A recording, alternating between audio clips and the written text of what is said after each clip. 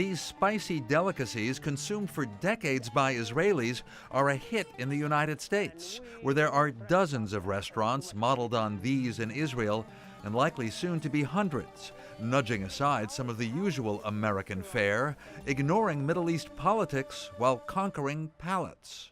All of our investors were like, isn't that going to be political? You're opening an Israeli restaurant. And I'm like, what do you mean political?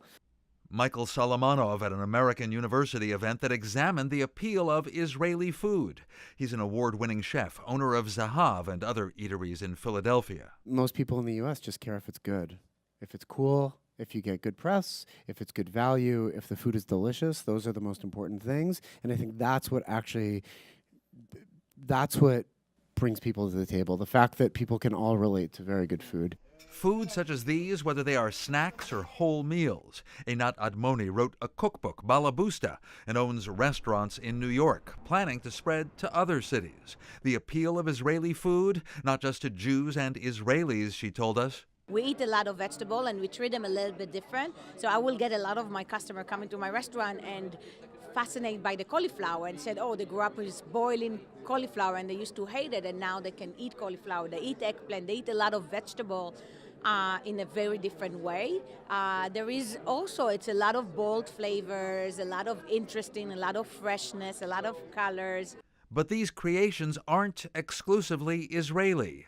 Yael Raviv, author of Falafel Nation, a book about Israeli identity. Most people would say, oh, this is falafel. It's a Palestinian food, or it's an Egyptian food, or a Middle Eastern food. And we are also part of the region, so we can also cook it and eat it, the same with hummus and the same with a variety of other things. I-24 News turned to Lior Lev Sirkars, who owns a New York restaurant known for its spices. I think the fact that Israeli food is so flavorful, so bold in flavor, acid and fat and saltiness and natural sweetness, and the cooking process, what makes it one of the reasons that make it so appealing. I think also with the diversity, you don't commit to just one dish. It's an array of different side dishes and main dishes and cold and hot, so temperature.